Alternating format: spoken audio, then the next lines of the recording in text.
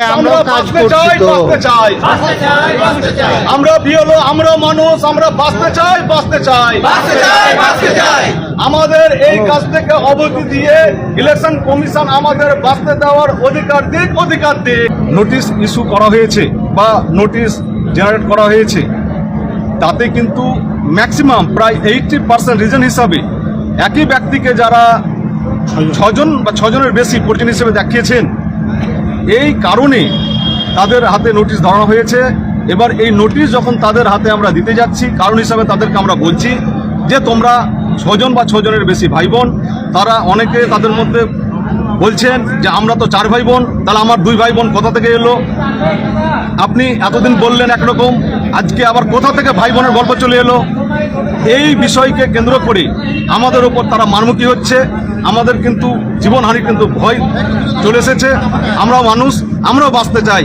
আমরা কিন্তু যেহেতু একটা রুটে থাকি, মানুষের সাথে থাকি, সেই মানুষদের আক্রোশ আমাদের উপর এসে পড়ছে।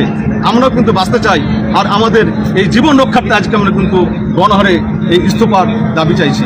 কথা বলুন যে ভ্যালিড ভোটারকে অযথা নোটিশ করে হয়রানি, এটা মানে সাধারণত হচ্ছে কমিশন 2002-এর বাংলা ডেটাকে আমাদেরকে ইংরেজিতে করেছে অ্যাপে, তার ফলে 90% ভোটারের ডেটা মিসম্যাচ হয়ে গেছে।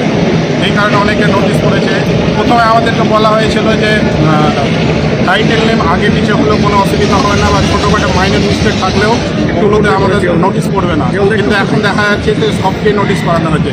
সব থেকে যেটা বেশি আতঙ্কের বিষয়, যে আমাদের এলাকায় মানে আমাদের ব্লকে অনেকের 6জন ছেলে মেয়ে নেই, কিন্তু ওনার বাবার নামে নির্বাচন কমিশন বলছে যে 6জনকে লিঙ্ক করা হয়েছে। আমার প্রশ্ন হচ্ছে, নির্বাচন কমিশনের উচিত ছিল যে ওই ব্যক্তির নামে যে 6জন বা তার অধিক লিঙ্ক করা হয়েছে তাদের ডেটা দেওয়া, তাহলে ভোটার মানে যে ব্যক্তির নামে লিঙ্ক করা হয়েছে অবৈধ ভোটারকে আমরা মানে বলে দিতে হবে, চিহ্নিত করতে পারতাম। আরেকটা কারণ হচ্ছে আজকের আপডেট, যে বিএলও অ্যাপে আপডেট এসছে যে 2002 সালেও যাদের নাম ছিল তাদেরকেও হিয়ারিং করা হয়েছে।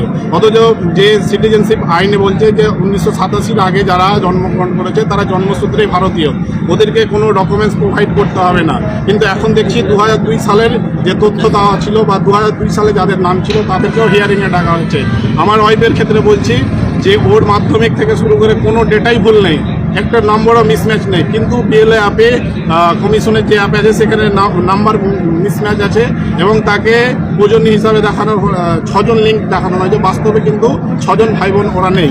তো এইরকম সমস্যার ফলে দেখা যাচ্ছে যে একটা বুথে যে 50% ভোটারকেই নোটিশ করা হয়েছে, যেটা আমার মতে এবং আমার ব্লকের যত বিএলও আছে এগুলো অযৌক্তিক, এবং নির্বাচন কমিশন এগুলো নিয়ে ছেলেখেলা বা খামখেয়ালিপনা করছে।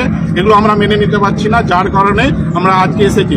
আর সব থেকে বড় কথা, আমরা বিএলও গ্রাউন্ড লেভেলে কাজ করি, যত রকম সমস্যার সম্মুখীন হতে হয় আমাদেরকেই করতে হয়। আমাদেরকে লোকের সমস্যার সমাধান করতে হয়, লোককে ফর্ম লিখে দিতে হয়, আবার তাদের আক্রোশেরও কারণ হতে হয়। আমরা গ্রামের প্রায় বেশিরভাগ লোককেই চিনি।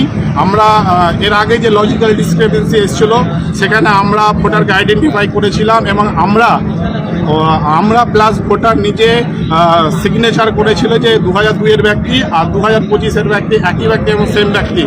অনেকের ক্ষেত্রে 2002 এবং 2025-এর হুবহু ডেটা মিল থাকা সত্ত্বেও তাদেরকে নির্বাচন কমিশন নোটিশ করেছে। হয়রানি করাচ্ছে নির্বাচন কমিশন। এটা আমরা কোনো মতে মেনে নিতে পারছি না। কারণ আমি যে ব্যক্তিকে 20 বছর থেকে 30 বছর থেকে চিনি, সে তো আর বাংলাদেশি বা মাইগ্রেন্ট হতে পারে না বা অনুপ্রবেশকারী হতে পারে না। সেহেতু আমাদের প্রশ্ন হচ্ছে, কেন ভ্যালিড ভোটারকে নিয়ে এভাবে নির্বাচন কমিশন অযথা হয়রানি করবেন? এই প্রশ্নের উত্তর আমি নির্বাচন কমিশন আমার বিডিও অফিসের সমস্ত আধিকারিকদের কাছ থেকে জানতে চাই। ওনাদের মতন ব্যবস্থা গ্রহণ করুক, আমরা এইভাবে কাজ করতে পারবো না। আর সব থেকে বড় কথা, আমাদের আন্ডারটেকিং নেওয়ার পরেও যদি ওই ভোটারের নোটিশ হয়, তাহলে আমাদের কাজ করার কোনো মানেই হয় না। নাম? আমার নাম কাউসার আলী, আমার হচ্ছে পার্ট নম্বর 127।